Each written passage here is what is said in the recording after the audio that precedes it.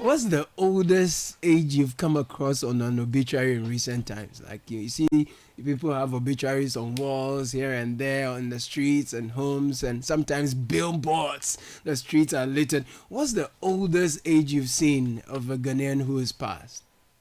How recently was that? That's very interesting. Recently, when I was away, Yeah, I was driving on the Accra Cape Coast Road. I yeah, saw a signpost of an old woman or an right, elder. right. They were, announcing her passing, Mm, and the age written there was 115. 115. 115. Yes, Ooh, 115. 115. And Eesh. I recently lost my grandmother. My Mm-hmm. grandmother was 90 years. Oh, 90. 99 Sweet. zero. Nice. And yes. So, I mean, but what I think is that it's rare, It's becoming very especially rare. in urban areas, it's rare to see that Yeah. people have lived to that, Yeah. many years, 115 or 90 years. Yeah. Typically, okay, quite recently, on my way home, actually driving in Accra, I saw 45 years. A woman whose obituary notice was put up, Yeah. and she was 45 Yeah. years, and that was a bit sad Yeah. because that's, if life begins at 40 Yeah. in 5 years' time and Oh, she's Charlie. passed, that's very young. Yeah. So it varies, but I think that because we are becoming more urbanized, okay, Mm. because our lifestyles have been taken over by a lot of sedentary activity, Mm-hmm. especially those of us in the urban parts. We have to do a bit more Charlie. to match up with the 90 years and the 115. I think Yeah. I've seen a woman who said she was 120 or 125. This In was Ghana? yes, this was a 120? documentary that was being aired on a television station, and she was Wow. talking about having been in 125. this world for a long time. This really old woman somewhere up And she was north. healthy. She was. Well, she was standing. audible. She was standing. She was audible. You could see her grey. She had lost a few of her teeth, but she looked healthy. She was okay. She was okay. Yes, it's becoming a rarity seeing people hit their, 80s and 70s, especially in Accra. I asked because I took a walk in my neighborhood recently, and I mean the numbers, the ages I was seeing on the obituaries sort of struck me. Some were as young as 35, some 32, others 30. It's 45, 40, 50, 60 was the trend I was seeing. And once a while you see someone who is 70, and those you could tell are people who perhaps have lived in the villages or the rural areas, and you have their relatives within the locality who are advertising their obituaries here and there. So if you look up the life expectancy of the top 10 African countries that have the highest life expectancy as recently as 2024, can you guess which other countries will make the top 10 in Africa, for example? Which countries will be in the top 10 when we are talking about life expectancy? Can you guess? Nigeria. Okay. Okay. Actually, Nigeria is not in the top 10. Nigeria is not in the top 10. Nigeria is not here. Give me Or another guess. Maybe Eastern Africa, Kenya. Kenya is not here. Caleb, let me know. Yeah, Kenya is not here. So this is African countries with the highest life expectancy at birth in 2024. And the source is the United Nations Population Division, right? You have Botswana there. You have Sao Tome and Principe. Oh. You have Libya there. Libya is doing 71. Botswana has 69. Sao Tome and Principe 70. Libya 71. Egypt is here. It came 7th with 72. Seychelles is here 73. Mauritius 75 is the 5th. Morocco is also 75. Cabo Verde. Cape Verde is here as well, is the 3rd. Algeria 76, and Tunisia is 77. In fact, Nigeria, the most populous nation in Africa, is positioned 54th with a life expectancy at birth nearly 22 years lower than Tunisia's, which is 77. So increasingly, we are seeing, our life expectancy in Ghana, I think, is around 64.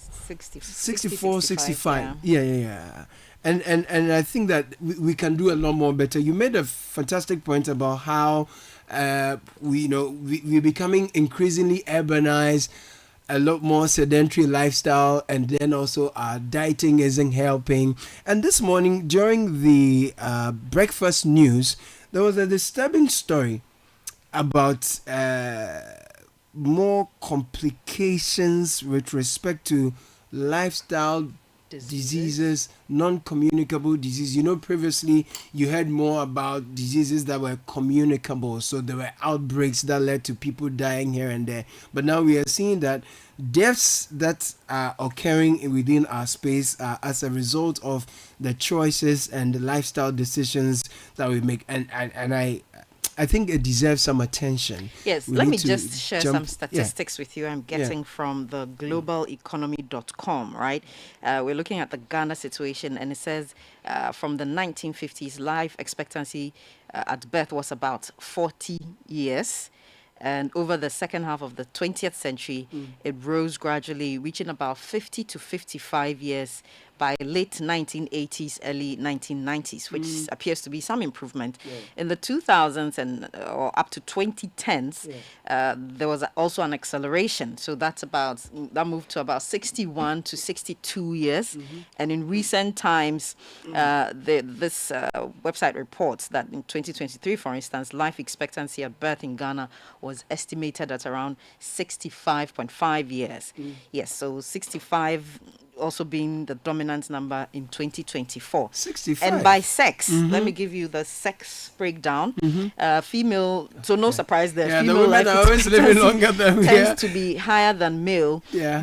But it says, for instance, in 2022, you had female life expectancy at 66 years as against the male 61 years. Wow. But the interesting thing is that one of the contributors to the maybe the females, disparity, not the disparity, but okay, one difference. of the contributors to the deaths among women is maternal mortality. Ooh. It's a leading reason why some women will lose their lives. Wow. But despite that, they still outlive the men. Wow.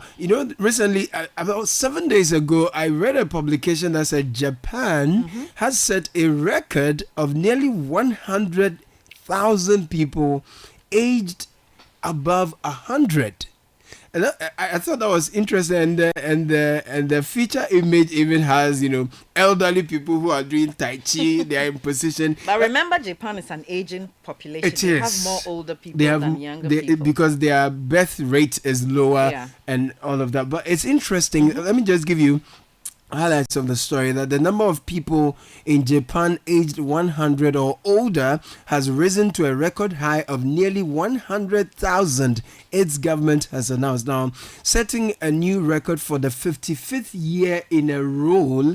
The number of centenarians in Japan was 99,763 as of September, the health ministry said on Friday. They are deliberate about it. They are even counting how many people are older than 100. Now, of the total, women accounted for an overwhelming 88%. Now, Japan has the world's longest life expectancy and is known for often being home to the world's oldest living persons, though some studies contest the actual number of centenarians worldwide. It is also one of the fastest aging societies, with the residents often having a healthier, this is something you like, a healthier diet, but a low birth rate. So that's the other part. The oldest person in Japan is 114 years old. This is Shigeko Kagawa, a woman from Yamakoto. She's how old again? She's 114. Oh, wow. Yeah, don't we have people in Ghana who are older than 114? Well, the signpost of the lady I saw was 115. Someone sent me a message asking whether we are sure the people had their birth certificate at the time they were born in Ghana. They use interesting ways to calculate their birthdays. There's a huge funeral somewhere, something. So let's not discount that necessarily. Now, the health minister of Japan, Takamaru Fukuoka, congratulated the 887,784 female and 11,979 male centenarians on their longevity and expressed his gratitude for their many years of contributions to the development of society. There's a lot we can learn from Japan. Yes. they must be doing something right. And in the story you read, you talked about diet, which signals our lifestyles. So maybe there are lessons that we can pick from them in terms of what they are eating, how they are keeping their physical bodies, all of that. There are things to learn from them. It says, it continues to say, the higher life expectancy is mainly attributed to fewer deaths from heart disease and common forms of cancer, in particular breast and prostate cancer.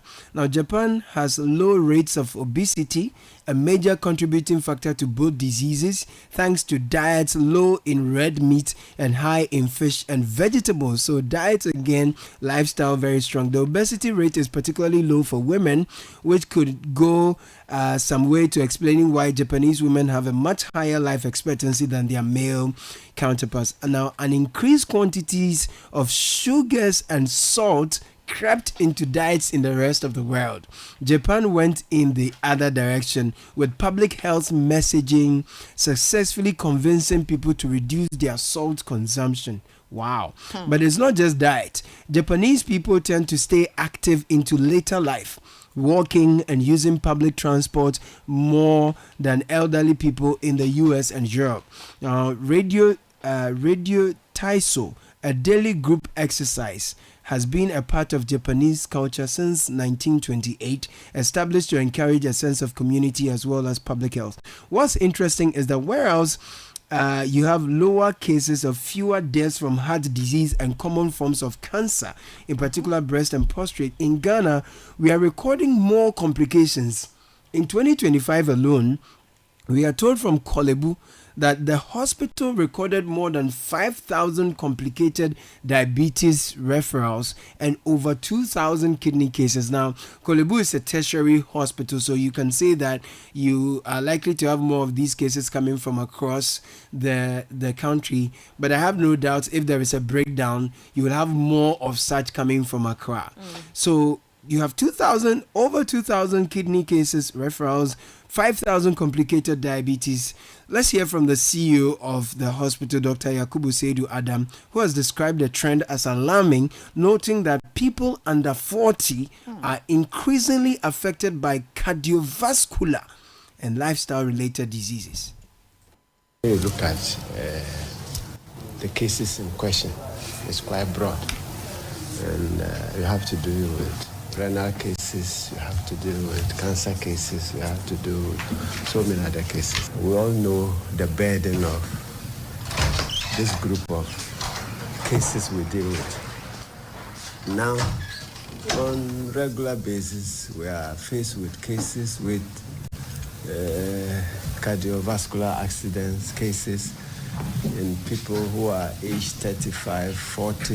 In the past, the mentality was that after 60 years, so you can do everything you can do, but when you get to 60, you start taking good care of yourself. These days, it's not so.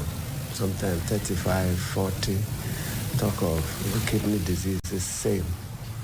So it's a wake-up call for we as caregivers to face the challenges that our population are faced with. So you heard Dr. Yakubu Seidu Adam. He is the CEO of the Kolebu Teaching Hospital. We'll go on to the phone line very quickly and speak to Dr. Albert Agbi. He was just pulled out of the theater. I understand he's standing on his feet working in the theater to speak to us very briefly because this is his area. He's a physician specialist, cardiology, senior resident at the Kolebu Teaching Hospital.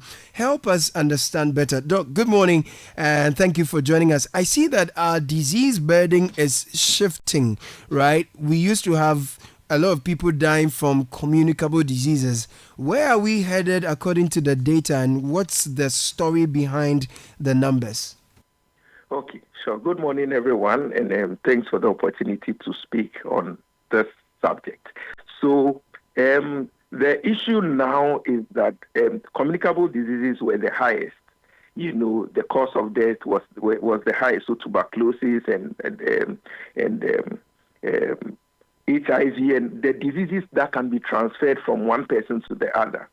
But now we are realizing that non-communicable diseases are actually on the rise because of lifestyle and also our genetics. We are not as active as our grandparents and great-grandparents were.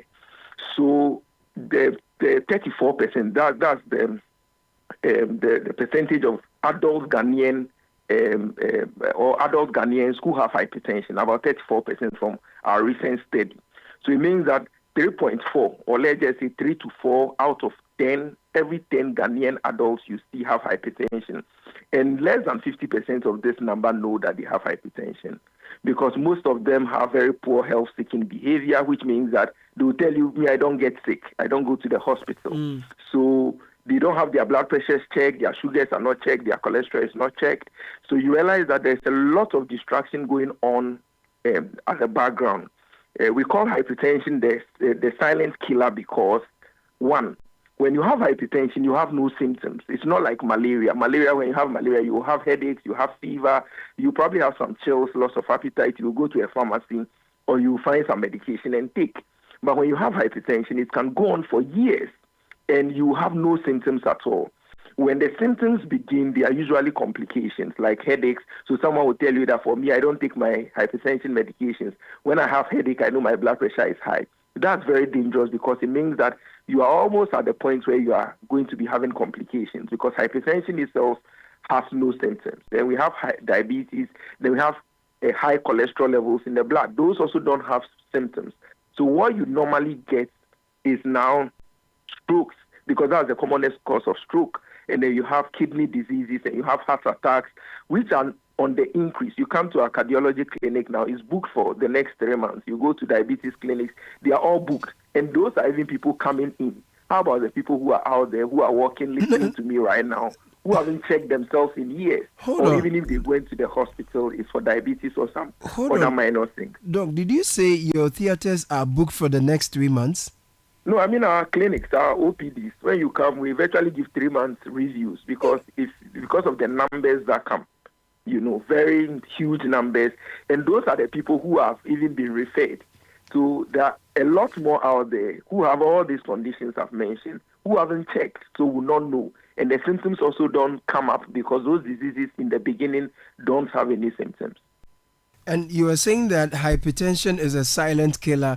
Out of every 10, 3 to 4 have hypertension. Of every Ghanaian, yes. So hypertensive. Now, yes, in that building now, out of every 10, about 3 will have. But we'll probably not know because they've not checked. Wow. Yes. And then there's also diabetes. So the top 10 killers of the average Ghanaian adults now, you will say, are these diseases you've mentioned? Yes, so strokes, heart attacks, kidney failure, and then hypertension. So hypertension is virtually driving all this. Then we have diabetes, then we have cholesterol problems, which are all lifestyle. We are moving less. We have very sedentary. Our work, is becoming more sedentary than active. So more the work I do and the work you do, you sit behind the console, you sit in the office, you work for very long hours. At the end of the day, you are tired, but you didn't do active work, as opposed to our great-grandfathers who were on the farms and who were doing manual labor. They were sweating, they were using their muscles. So you realize that there's a lot of cholesterol buildup in the blood because we are not active. We are eating, we are not using the energy. So then you have breakfast, you don't really do much, you are not active. You have lunch, you don't do much, you have dinner. You are eating late dinners, you are eating pork. Our diet is becoming more Western than fresh. We are eating all these things. So you look at Accra, there's a rise of all these restaurants, which is not bad in itself. But what are we serving in those places compared to someone who lived in a village who probably would just catch a fowl, kill the fowl, or go to the sea, get some fish or something and boil them? The things are green and all that. So you realize that lifestyle has become a huge part of why we are dying now from non-communicable disease. So when you have hypertension, you can't transfer it to another person. But then, of course, there are some genetic components to it. So if you have hypertension in your family, you have heart attacks, or someone has had a heart attack in the family, diabetes in the family, there is a genetic component, and then there is a lifestyle component that brings it on. And then maybe the final thing I'll say before you can ask another question would be that, how do you even call it? Oh, no, it's fine. So the final thing I'll probably add to this before I get to the end is that we are getting these diseases earlier. The diseases are coming in earlier. So, sometimes, previously you have 60, 70-year-olds being diagnosed because, yes, even if they come later. But now we have 20, 30-year-olds being diagnosed of hypertension, being diagnosed of diabetes.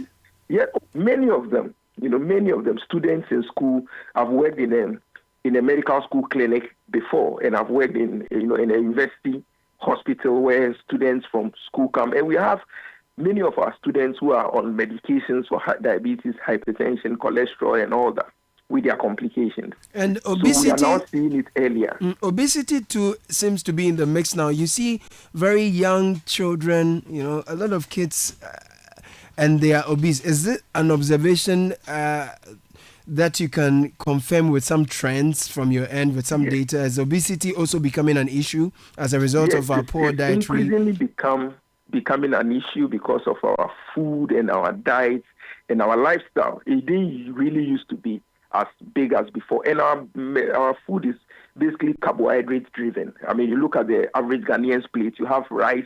Rice is about 80%, and then if there's any fish at all, any other thing. You look at our kinke, you look at our banku, it's mainly the carbohydrates and a little protein and then maybe veggies. But when you look at recommended diets, you need a lot more of the greens, a lot more of the proteins, and a little carbohydrates. But then the trend is reversed in the way we eat, and also it's also because of our pockets.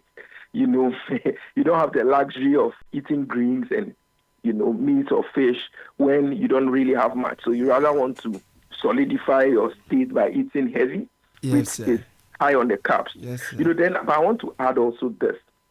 The obesity is on the rise, and we need to deal with that. But also, there are many slim people walking who are not healthy. So when we talk about obesity, that's the fat you are seeing on the outside. But there are 3 layers of fat, or 3 places you can find fat. You have fat in the blood vessels. The blood vessels are the tubes that carry blood around the body. Then you have fat in the organs. Then you have fat also, fat in the vessels, fat in the organs, and then fat that you see on the outside. So the stomach, the abdomen, and those other places that we usually see. So there are people who don't have fat in the areas that we usually see and say, oh, this person is fat, in quotes. Or this person talk to me, Doc. Talk to me. But inwardly, they have a lot of buildup of cholesterol or fat in the tubes that carry blood. So they are still at risk of having these cardiovascular diseases, and they have all that. Although obesity has a very high risk and associated with all these complications, just being slim or normal weight doesn't exempt you. You need to be checked. You need to exercise. You need to be active, even if you are not as big. The other thing I see with these diseases, kidney, stroke, there are a lot of them. Their treatment is also very expensive. Every other time, people are reaching out to people they think can be of help in their inbox with stories. Social media is awash with fundraising exercises to support loved ones who are suffering from these diseases. One, is expensive to treat, and then 2, our health facilities are overwhelmed. We may not even have enough machines and medicines to treat them, isn't it? Yes, please. So, the more you delay in diagnosing the disease, the more expensive it becomes to treat. Because when you now come in with stroke, then it means that we now have to manage you physiotherapy, dietitians, and medications and all that. So you want to handle it when it's starting, because it's relatively cheaper then. We are spending a lot more on health than we are. There are many people who are gathering money, working hard, but by the time you are done making all the riches, you don't have the health to enjoy it. And that's what many people don't think about. So they are making, so I'll give you an example. I drive my car. I go for maintenance every 3 months. They change my oil. Then there are spare parts I have to buy, I buy. No matter what the price is, because I know I need the car to move me around, I pay for it. But someone comes to the hospital and says, well, the medications are expensive. They are 400 cedis, they are 300 cedis. The same person will spend 10,000 to buy an engine or to replace something or buy some oil every 3 months. But that same person hasn't been to the hospital the whole year. But their car has been to the mechanic about 4 times that year. You understand it when it comes to cars, but don't understand it when it comes to your body. The body you need to move around. So we realize that the cost of health is on the rise because people are not taking care of themselves. They just feel like because they are feeling good and there is no symptom, they are okay. And then we are also not talking about the cancers, because if they are also non-communicable diseases. Yes, if you are a man cancers. listening to me, there's prostate cancer. By 40, you need to do your PSA. It's a blood test that you do to check the level of the prostate issues. I'll not explain it too much, but PSA, you need to do it every year. More so when you have a family member who has had prostate cancer or prostate enlargement, and there are people on herbal medications for these things when they can be treated. So we have the cancers there, we have breast cancer. They are all on the rise. So if you don't check yourself, there's Pink October. If you're a woman, you have to have your breast examined professionally. Although you can do self-breast examination, if you are older, you need to get a mammogram. There are things, cervical cancer, you need to get a pap smear. So our health-seeking behavior is not such a great one, also because we are religious. So or the people in prayer camps, about things that can be handled, and they are not being healed. And at the last moment, they are referred to Kolebu, and then there is this perception about Kolebu that if you are going there, you are going to die. It's because people get there when they have complications. Those who don't have complications and we treat them every day, and they go home. So our health-seeking behavior has to become better with the rise in non-communicable diseases like the cancers, hypertension, diabetes, and cholesterol problems. Dr. Albert, and this month is the World Heart Day, and our theme is Don't Miss a Beat. So we've been leading some advocacy about the heart and all these non-communicable diseases. So please, don't miss a beat. Your heart is very important. Don't miss a beat. Doc, I know we dragged you out of the theater, so thank you so much for spending time with us today. But what do we need to do at the national level?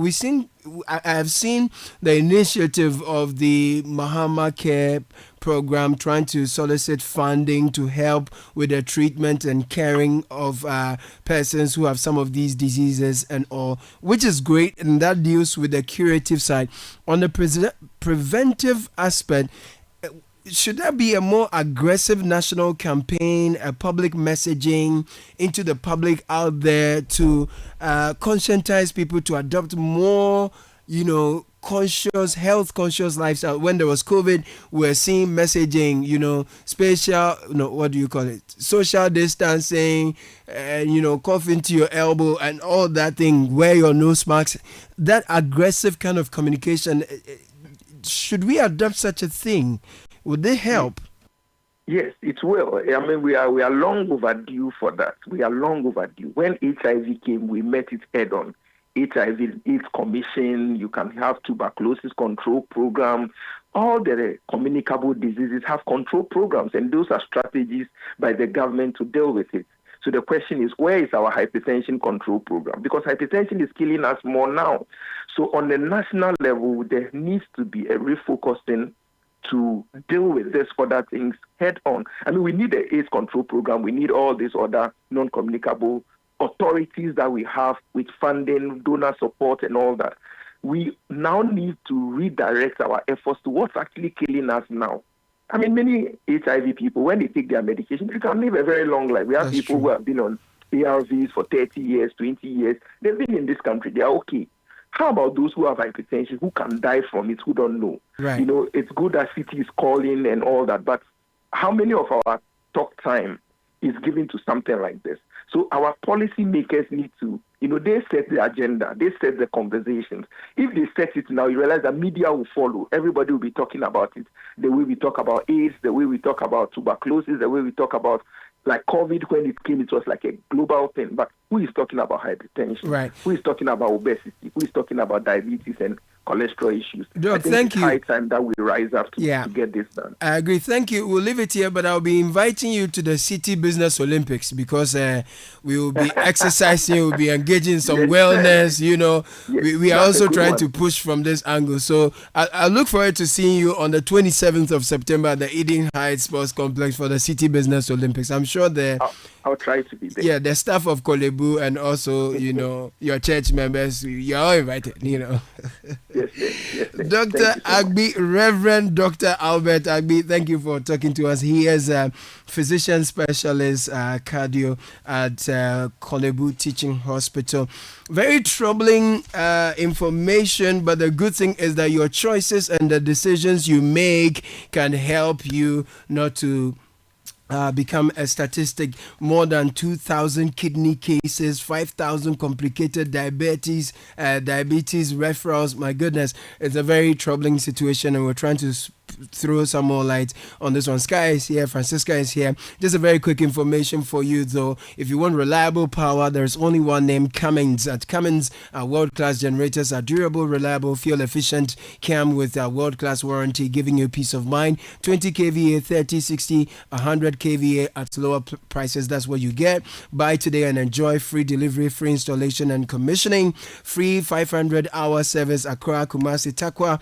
Cummins is your trusted partner for aftermarket support with genuine Cummins parts, fleet guard, filters, valvoline, premium blue oils, and expert servicing to keep your generators and engines at peak performance. Limited stock is available. Don't miss out. Locate us at Odoko Old KTS Yard. Call us 0549 777 and you are good to go. Look, the City Business Olympics is more than just a fun activity. The way it's going, it's a necessary intervention to keep our people fit, healthy, and well in general. Because from the conversation we had, 3 to 4 out of every 10 Ghanaians, between 3 to 4 have hypertension, which is a major cause of some of these other things like stroke, as Doc has made us understand. And the other part is that most of the people who do have or suffer hypertension do not even know. So it's a silent killer. Yeah.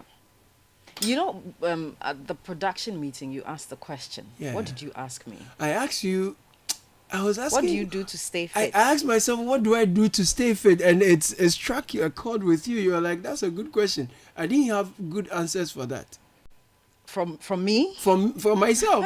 I mean, I was reflecting more for me, because there was a point about those of us with flat stomach who think that we are healthy by virtue of our size. It's a good question to reflect on. And Doc, in your interview with him, has raised very significant matters that we need to reflect on. Yeah. For me, he's talking about checking up, going to the hospital regularly to check if anything is wrong. When he spoke about obesity, he said the likes of you, those who appear very slim and healthy looking, may be carrying something, suffering from something that like hypertension, a silent, disease. Yeah. And checking your health or going to the hospital for the regular checks, he talks about how we eat, our diet, the more Western and the more what do you call it?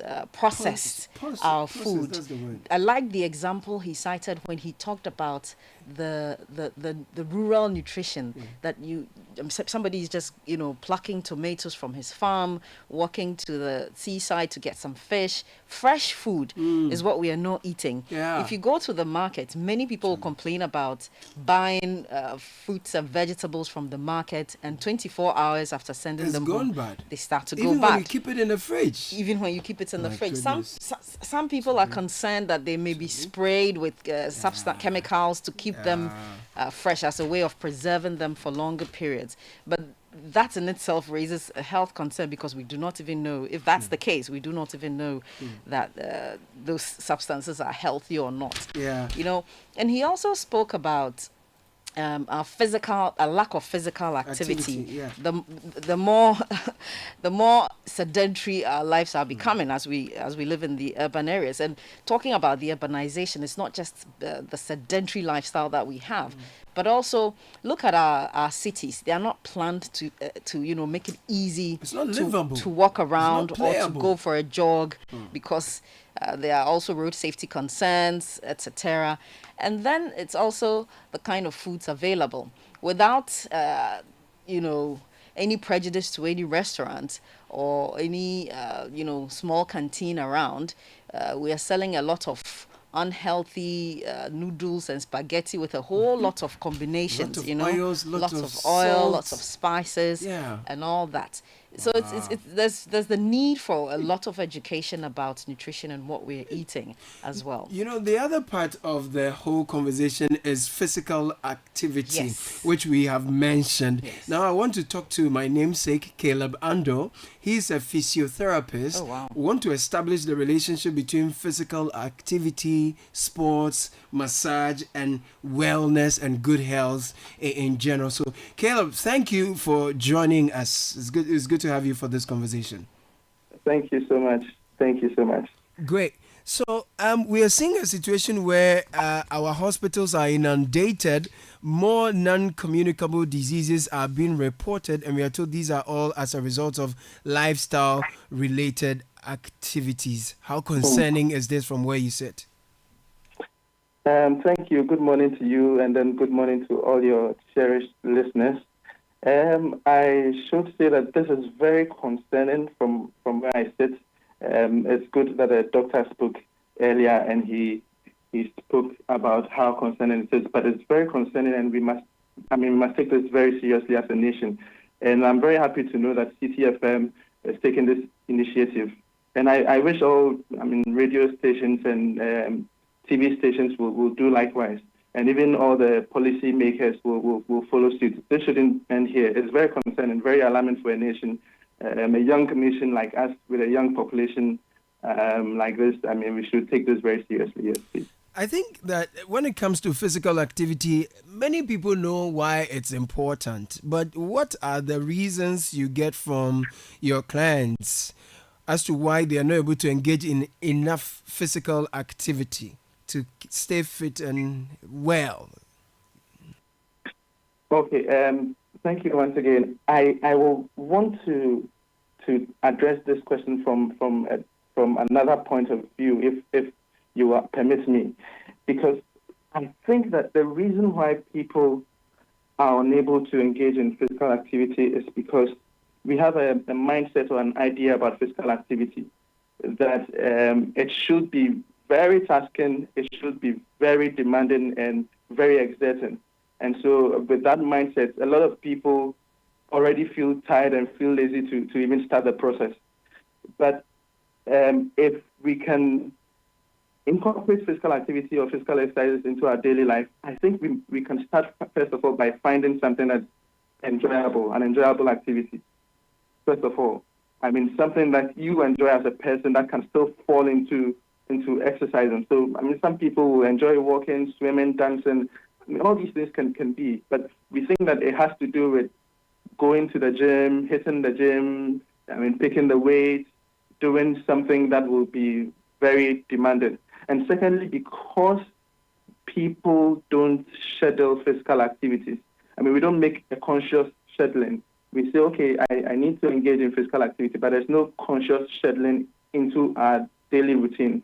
So if we could schedule that, okay, I'm going to exercise 4 times a week or 4 days in a week, maybe or 3 days in a week. Let me just say maybe Monday, Wednesday, Friday, Sunday, and it's at this particular time, and it's pinned at that time. It makes it easy for people to engage in physical activity. And last off is for us to also start small, begin with something that is short, something that is manageable, and you can gradually progress, gradually increase the intensity.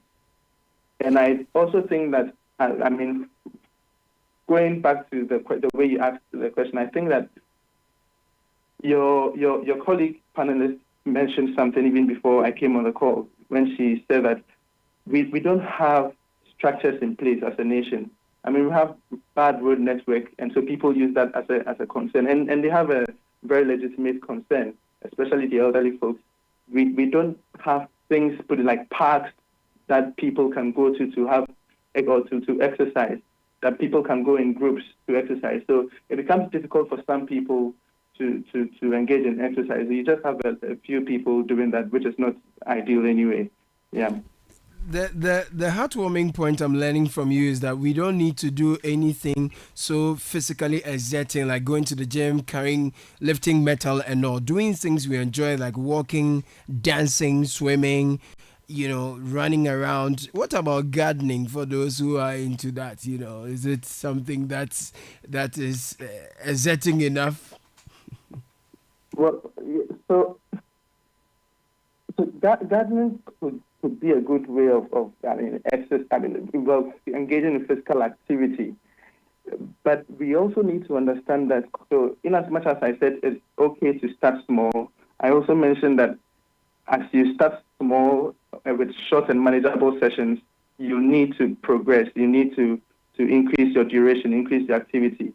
So if gardening is what you find enjoyable for you to do, then it means that we have to incorporate ways to make this gardening progressive, or the intensity and the duration of this very progressive. And for a very young person, if you are gardening in your backyard and it's, let's say, it's a very small area, it may not be what your body needs because of your relative to your age or comparative to your age. For an elderly person, it could be because 10, 15 minutes, 20 minutes, 30 minutes of gardening could task the heart, but then we also need to progress. Right. So for young people, even though you're gardening, you need to do something that it shouldn't necessarily task you, exert you, but you should have to feel that there's a change. It's not a general. It's not like my everyday lifestyle. Yeah. Yeah, there should be something that should touch the heart a bit. So, Caleb, I know this is a medium of radio and all we have is words, but are there any simple physical activities, moves that people can make, can engage in on a daily, regularly, that is good enough if they are not perhaps swimming, walking, going to the gym? Are there any basic, moves that people can do regularly that will suffice? Oh yes, please. There are lots. The number of simple exercises out there are overwhelming. But for people, because most of our young people work in corporate spaces, something small as sitting to stand. So let's say you take 10 minutes of your break, 5 minutes. It could even be as small as 5 minutes of your break. So what you're doing is that in a seated position, you're standing and sitting. So you just stand, you sit back, stand, sit back. You could do that about 10 reps, right? And then maybe repeat it again for about 2 to 3 sets within the time. Exercise like forward flexion, so standing and bending over slowly to touch your toe and coming back up. It's the repetition of these things that really make it effective. So you just repeat it, maybe 10 repetitions at a time, and you can do about 2 to 3 sets of them. Just simple arm lifts and down. So lifting your arm up and down, tilting your torso to the side and back, and doing it repeatedly and consistently. It will shock us or surprise us how beneficial these seemingly small or less tasking activities can be very helpful to us, because they are very different from your usual routine, your normal daily stuff. Yeah. So the body is able to pick it up as something new and is able to work with that. The only thing is that as you go on, like I said earlier, as you keep going on, as the days go on, you can increase, or you have to increase and progress the exercise by increasing the duration, increasing the intensity. That's all. But if you start something small as this, it will be very beneficial. Caleb, my final question will be for you to establish how physiotherapy is important to our wellness and health overall, and then also if there is any policy gaps that need to be filled from the government side, from where you sit, if you've identified any policy gap that needs to be fixed to ensure that more people are engaging in physical activity to boost our overall wellness. Okay, thank you. So first of all, we're talking about how beneficial physical activity is to our overall well-being. Yes. In terms of longevity, a few things. Hypertension and kidney diseases earlier. So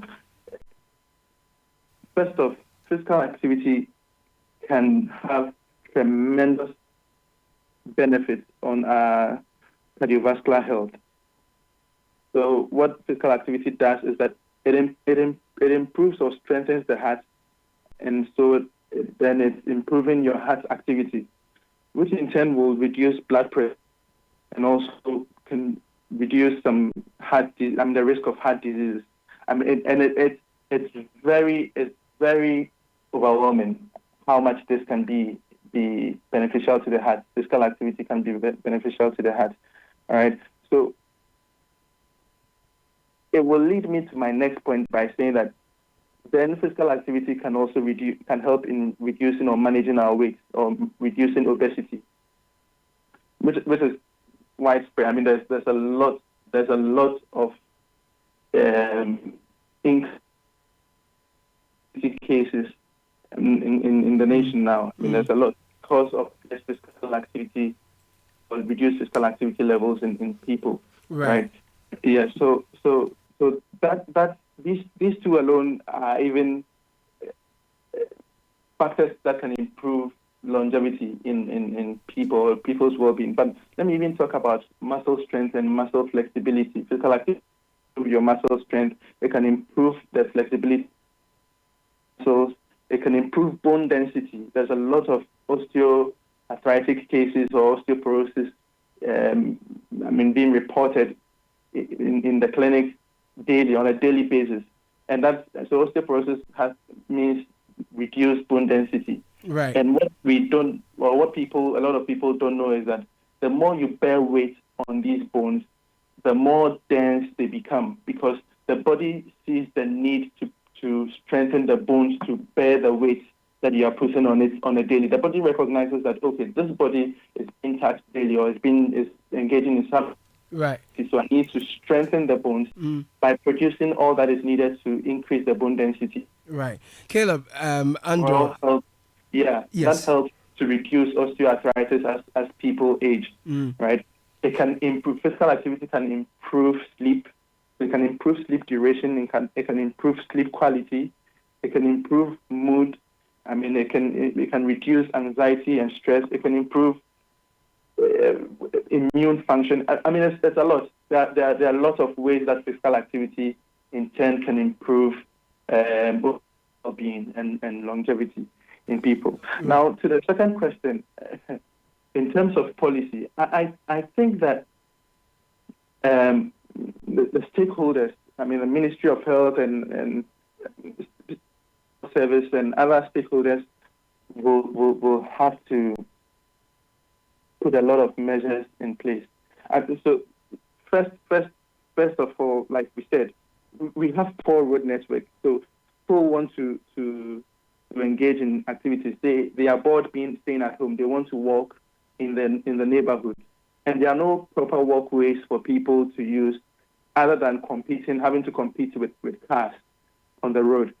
And so if we could have, I mean, and this may be long term, because we don't even have good road network to talk about even putting sidewalks by the ways. But I think if it's something that the government could put in place or could start thinking or making, it will really help. It will go a long way to help us if we could have parks in certain places. And I saw something that was done when there were these sports astroturfs being done, which is a good thing. But I think it's very, I mean, they are very limited.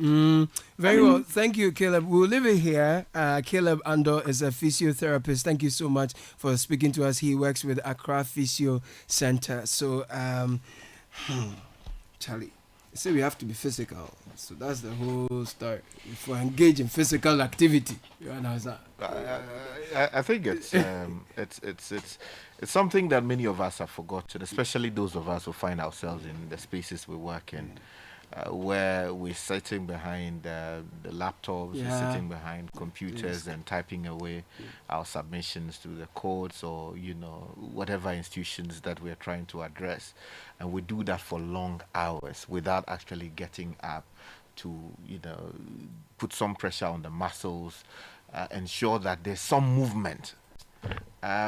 and many people do that routinely every single working day. You see some of our judges, no physical activity.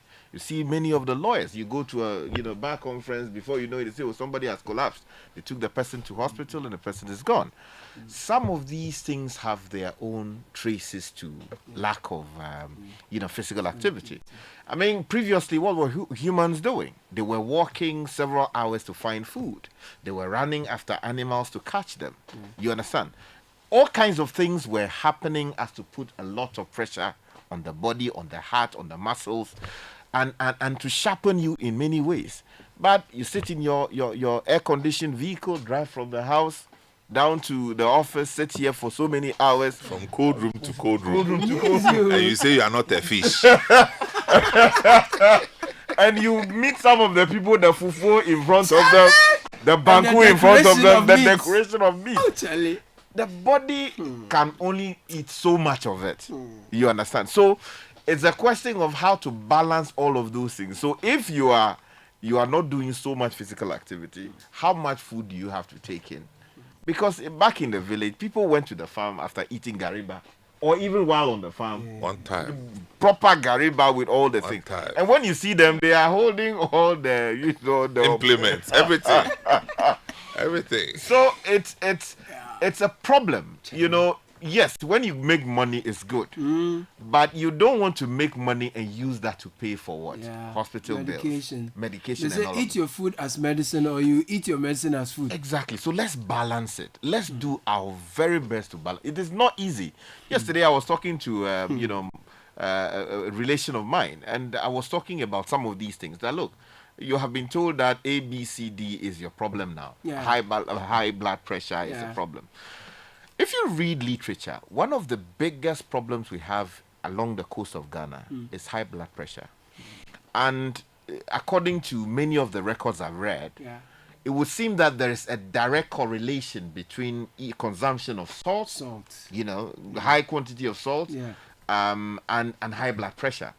And people who have cut down on how much salt they take in have seen some relief. When we're doing the flood disaster relief program, the Volta flood disaster relief program, we went to the Anyako, Seva, Kong, all of these areas. And when they did the, how do we even call that? The outreach program where the doctors go and do the assessment. It was high up there as one of the highest problems that the people were dealing with. Of course, they gave them some medications to deal with it. But you see, these medications, the doctors will tell you that exactly, they mask the problem in a way. The real way of dealing with the problem is gradually reducing your salt intake. I have relations who have had to deal with this.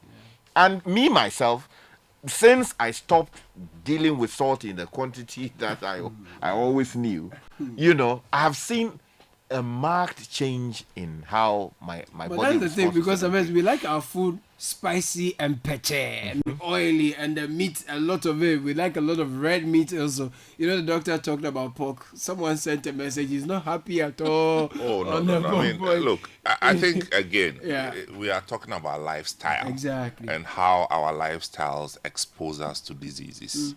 If you used to do it before, with new knowledge, you are being told that be careful. Now, be careful because for a lot of the diseases that they've mentioned, you hardly ever find yourself in a place where you can eradicate it completely. Once you get there, you have to treat it. It's very managed. It's very. I mean, things as regular as high blood pressure.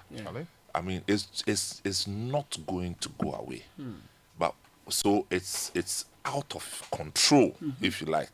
What you can control now is to prevent the exposure. That's right. And that's why we here are saying that 27th, thank you. Every company listening to us, take your staff and come and spend one day. It's one day. Now, not that one day will let you lose weight or solve the problems, but it's going to expose you to a new way of keeping healthy healthy, keeping fit, and organizational group dynamics, the way to live well and sustain our health. So, Business Olympics is not just about coming to take trophy. It's about renewing your energies to chart a new path of healthy living. And this time we're not just doing competitive sports. Competitive is there. It's happening. And then we have the non-competitive then the workout sessions. That's right. So the workout sessions is key because I'm going to lead one. I'm telling you. Breaking news. Is this really a You threat? are leading a workout session. I'm leading a whole 1 hour workout session. Allah. Only guy I'll is- lead from behind. No, you are leading a workout session. Mano yo me, mano yo manya me Ghana o, mano yo me, mano yo manya me Ghana, mano yo me. He go there, I'll follow your but back. he will be the leader. Sometimes you are leading a workout session. I have to lead it from From the the back. back. Because, no. The reason is that I have to see everybody. Yeah, so that you can know who are the top. Who is Talk at performing you. and who is not performing.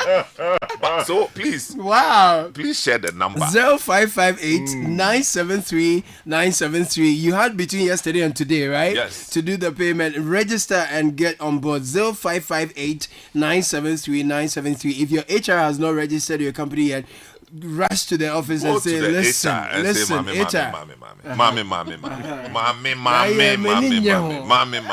One register, you may. Why register Yeah, the my Lord. no, seriously, because and we need to sustain this kind of conversation because Charlie, at times you see, and I don't want to give pork a bad name, Right, Charles. What a shock. No, the thing is that it can be pork, it can be beef, it can be chicken, it can be whatever. I mean, you are eating chicken, thinking that chicken is healthier, but you eat with the skin and you eat every part in large volumes, including the bones. everything. And But you the bone, calcium no, is you see. So what I'm saying is Too that much. you just Be a problem. Balance. moderation. everything in moderation. Moderation. But if it's not good for you, it's not good for you. When we talk about moderation, Kaka say, yeah. Yesterday we met somewhere. The way I loaded my plate, when I saw what was on the plate, I was very embarrassed.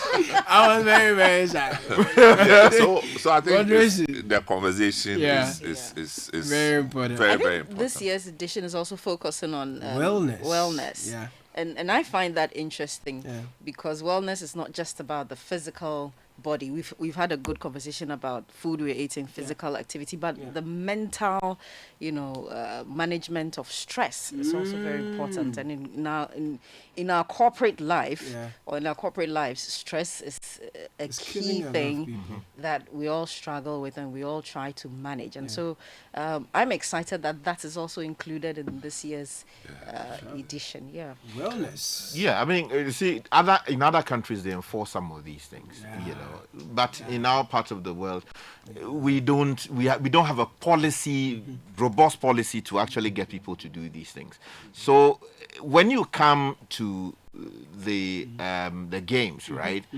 And you are introduced to this. This is the first time some people would ever be introduced to something like this. True. For a long time since they left school, they've not been doing it. And when they come and they see it, there should be some renewed appetite to get back there. And then sustaining it. Sometimes we just start and then we leave it midway. Yeah. That is where the danger is. Discipline to The continue. discipline to continue and make it an integral part of your life. Audrey Getting just up- sent me a text, okay? She's listening to us and she says, Charlie, we have to resume our weekend walks. It's We very all have to important. resume one Very form of important. exercise or another. And we are introducing all of you to Sure. this this practice, Yes. you know, Yeah. again. Yes. You know, there will be aerobics. Aerobics, no. Aerobics. Yeah, Bomizo Brazo, why? I don't know And aerobics. yeah, the Zo Brazo never. Yeah, aerobics. 100% Zoblazo. Zo Brazo. And the aerobics. Aerobics, no. What you Oh say? my lord. Tuba na nominate him. So can you imagine? Thank you. 30 minutes of Zo Brazo. Thank you. Correct. Doing all the Kakra. By the time you are through with it, I'm telling you that 5 kilos will be off. Oh, yeah. The thing is that many of us don't sweat these days. No, we Yeah. don't. Because we are not doing the things that will make No, us man, sweat. true. Yeah. True. And elsewhere, people are paying good money to sweat by dancing. Yeah. There are places where people go to just to dance. And that is their form of exercise. Dance. Yes. Yeah, no, that's what we are doing. That's we have a dance class happening there. Zo- Yeah, the Zo Brazo the best So time. there's a dance class. Yes, that's the aerobic section. And that you we're are doing. leading one of the workout sessions. That's the highlight for No, me. from behind. Oh, no, from you the know how the behind. headmaster say there behind. No? From behind. Charlie, when the song there, you find out. Oh, you don't know Zoblazo? I have in Freddie Mayweather. You should play it. Have you found it? You see that? No, dog, we're not gonna party. In other words, you go. Have you found it? You Yes, have found it. you Okay, see then that drop thing? it. You want to start the Yeah, the vibe for start for you. Yeah. It'll be very necessary. It starts small. Yeah, Zoblazo. That be where the real Look at thing. it. Look at maybe this one. Okay. Oh, this one. Oh, Daniel. No, our technician. It's not the no, usual I thing. think he has cholesterol issues.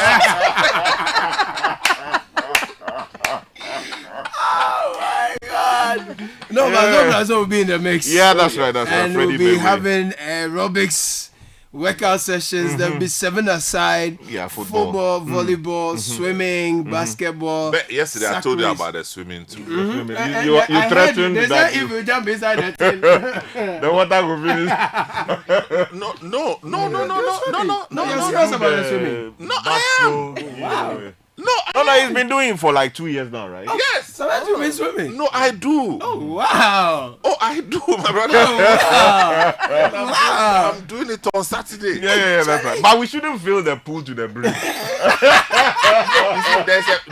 You see, what was silly? Oh, that's silly. What was silly? And Thank women. you. You understand? And you don't get it, Yama. Thank you. Yeah, just Dive into it. That's the silly, no? Yeah, one silly. You understand? But he said- We are not going to splash water. Why you say we shouldn't fill that into the brim? No. He thought I was going to splash the What's silly? We'll enter the thing like fish. But tell us about your story getting into swimming. I mean, how did you start? I mean, what brought it to you? You know, as for swimming, I actually thought it was a curse. Okay. I'm telling you. Wow. From KNUST, you know KNUST has the largest pool. That's true. You know, Pajo Stadium. we went. We'll go and learn. Me hello. Everybody will know how to swim. Me hello. When I fall inside, when I enter the water, then I'm sinking. So Charlie, I kind of. So why be alone? And the thing is that when I was a kid, I was able to swim in rivers. Okay. Ooh. From Kumasi, I could swim in rivers. In the eastern region, I could swim in rivers. So you swam in the brim? Yeah, but you know the brim, not brim, Not so pram. deep. Okay, Pram is pram one is of the Tributary, yes. But the river swimming, you didn't have the opportunity to do long because those rivers were not too big. Yes. Now I come to tech, I noticed that the swimming that I knew in the village. It's a different one. This is a whole swimming pool. And then the worst part is that people had to wear swimsuit before swimming. We tell we know they wear that. We just enter the you know. And then the next surprise was that my children could swim. Swimming. And I had to sit and watch them swimming, but I had to pretend that I knew how to swim. And you were giving instructions. I was giving African mothers. you know, so I think it was about 2-3 years ago that my friend, my mate who's in the military said to me, that my brother, if you are serious about it, I'll give you a boy in the camp there, officers mess, so he passed me on to some swimming instructor, and in 1 month. 1 month? Yes. Oh, wow. Oh no, in 1 month, I'm telling you, I could swim. Of course, not all the styles, but I could swim. And that has been the story. Wow. That's beautiful. No, that's so beautiful. so now I can do the swimming. Thank you. The butterfly stroke. I don't fear any. First, the depth of the water. I said, Yeah. Wow. Now you So can you do don't do chicken. shallow waters. You go. Oh no, you can't do shallow waters. Like it's not exciting to do shallow when waters. you learn. Go deep You are doing inside. advanced level swimming. I wouldn't say advanced level, Intermediate. but yeah, I mean I can manage myself In the pool. easily. Oh, Charlie. You understand? This is inspiring because me, I can't No, swim. you have to be inspired, otherwise it's witchcraft.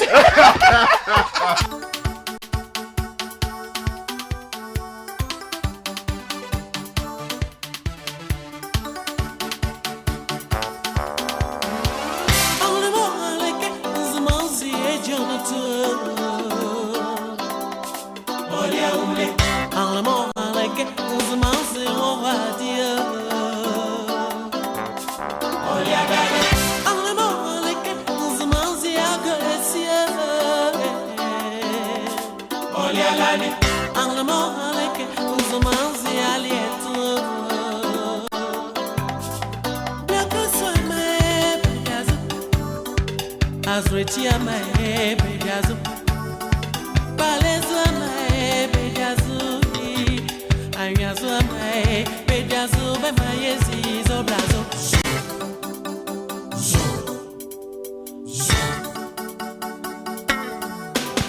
Blazo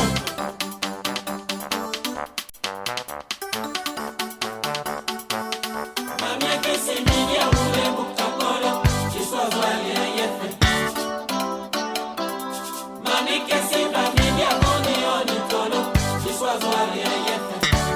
So that's the song for the aerobics, So Brazil. The proper part they come. So you wait for it.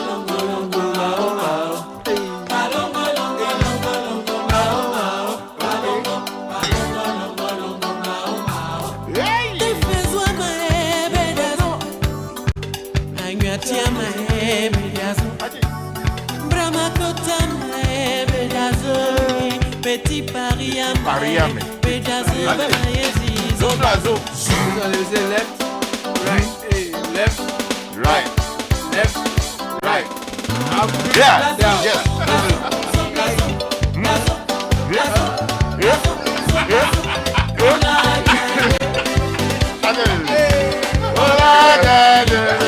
This song has been played for less than 2 minutes. See the way you are sweating. I'm telling you, just left, right, I'm sweating. No, it's gonna be fun. Charlie, there are people listening man. in their cars and trying something. Charlie, be careful. Be very steady. So it's 8 a.m. It's starting on 27th of September. Saturday, Eden High Sports Complex wager.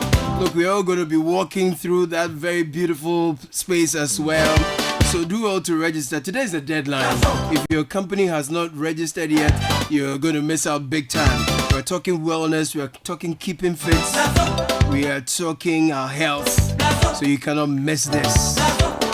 0558-973-973. Sky, there are some messages, right? So many messages. Yes, we can take some of these comments coming in. This one is coming in from Kwamena in Ashoman. Says, good morning, Caleb and the team. Thank you for your insightful conversation with the doctor, as always. We need to indeed be more conscious and deliberate about our health and related lifestyles. I like his car maintenance analogy. Food for thought. True. But on a lighter note, what has pork done to dog? He said he singled out branches. That's how they call the branch house. AKA Queen. Moderation. Moderation. You know, but you know, pork, they take the meat part, not the area way. Because that was Pork has no meat part. All this the oil part. Oh, no. Pork has no meat part. Everything is oil. so good. And this one is coming in from C. Beko. It says with fish with DDT and gunpowder. Preserve the fish with formalin. what is that? They have formaldehyde. Formaldehyde. Yeah. These fishes or the fish are used to prepare soup. Well, he's actually talking about contamination. Yes, and plenty salt. Plus, are you familiar with this DDT thing? Yeah, yes, I know that some people use it, and we investigated it sometime. Yeah. A lot of the fisher folk go on the sea and then they pour DDT. In rivers, actually. Yeah, in rivers, So and even in the sea they sometimes do it, and then sometimes they throw carbide. There's chemical. The chemical, we call it carbide. Yeah, that's right. And so that it will kill the fishes, and then they collect and then harvest. Actually, the key word is harvest. They harvest. Bring them, and then we eat. And then also and then Sunday they'll go to church and then sing hallelujah. Yeah, they think they are feeding the population. It's crazy. And this one is coming in from Godwin Eric. No, he asked the point about fishes from Galamsey rivers leading to, so for the next 5 years, every Ghanaian would suffer one form of cancer or non-communicable disease, hypertension, diabetes. Now that's because our rivers are polluted. Yeah, because that's difficult. We don't know how to even trace where the fish is coming from. Elsewhere, traceability. Yeah, when you see the packaging and related, right, the source. you know where the fish is coming from. But you can't. So if you like, you must turn to Akosombo and related places to see what they do with that. This one from Eric in Zenu Atadeka says, I think the media can also contribute their part to building a better healthcare system if they give the hospitals and doctors space to talk about some of these issues on their platforms and not waiting for the government to set the agenda. Nana says that everyone is selling sugary drinks these days. And they are marketed especially towards the kids of our country. I think kids who wouldn't eat without a bottle of fizzy drink by their side, they are also facing all of these problems. Childhood obesity is on the rise in Ghana. Also, the glorification of these obese kids by their parents as a sign of good living or being healthy also needs to be addressed as a country. Just like we have the dangers associated with smoking on cigarette packs. Let's start displaying the side effects of these high sugar consumption on bottles, highlighting obesity, hyperactivity, etc. Samens is a couple of days ago, in Ghana we eat to shame the devil. Yes, and he so we have made money. Kwame Klu from Adenta says, Caleb, my cholesterol was diagnosed as high for the first time in 2019. I still have it, and I'm now 29 years old. So you need to balance. The point we're making. Once you get there, managing it is difficult. You need to sacrifice a lot of things. So companies, corporates, please come and let's walk. Come and let's jump. Come and let's do the zobrazo. Kwame says one hack I used, and which I do recommend for office people, is not to use a water bottle, fetch water and put on your desk. Okay. Rather, get a cup, and anytime you need water, you walk to fetch it. Okay. As a form of being active. I think that's a brilliant one. So that when you have it in small quantity, you are always compelled to get active. And when you live in a story building, like in a story building, make sure that the water somewhere is down there. So you use the stairs frequently. Yeah. This one says, Caleb and Kakra, there's nothing to learn from Japan. We decided to throw our lives away. My grandmother died at the age of 135. Whoa. Wow. The younger sister is still alive at 120. Whoa. Ooh. And my father is 95. Whoa, this family is... And you are not Japanese. Exactly. You know, in the villages, they do a lot of walking and they eat the green things, They walk up mountains to farm. Yeah, they don't drink these chemicals in the name of drinks. They are active with farm activities, and they walk around a lot. This guy, these days, where the areas we used to refer to as villages are no more villages. Because fast-moving consumer goods explosion have taken over these villages. Yeah, that's true. Soft drinks in the villages, all sorts of soft drinks. It never used to be like that. Processed foods. They were remote. So that's why these non-communicable diseases are reaching these spaces now. And most of the time, they handle it with herbal, remedies, which may not be too scientific. Some may do the job, but end up giving you other problems. And so it's an epidemic actually that we find ourselves in. Interesting. So Nana says that in Ghana, stress alone after the age of 60 will kill you, especially when you didn't work in the government sector or you were self-employed, especially the market women and men who sell on tables. What can increase life expectancy in Ghana is the people introducing a universal pension scheme. We can pay all the elderly people to live longer. This one from Dela in Malajo says, please, the artificial spices are also a part of the problem. Of course. Sky, you made a point about this dynamite, and you know, our friend Richard says that look, they even throw the dynamite which has injured a few of the fisher folk. Yeah. And they use substances, and now they even use detergents. Hey! It's not anything they can do to kill the fish. They maybe they go and buy Omo or Tide or any of these detergents and then pour it into the water. Then it will kill the fish. They will end up eating it. Yes. Hey, Why? that's very serious. We need intense education in that space to actually get people to understand that, yes, you want to catch the fish, but there's a proper way of doing it. And our good friend Richard Mastifu and his group, they've been doing some brilliant work in these spaces. Charlie is a lone voice. Richard has been doing this since, but Charlie still. You know, it's difficult. Well, some of the pieces of advice you have said earlier, no, you know, the Dynamic Friday people say it's a Friday. And on Fridays, usually you don't advise. So I should tell you that. No, it's a Friday, you know. No. But what I say? Friday night to the 1G. There's a quadan out there who got training. I'll say about. You know, when you see somebody walking fast, it's not that he's going for a meeting. He may be running away from something or going somewhere.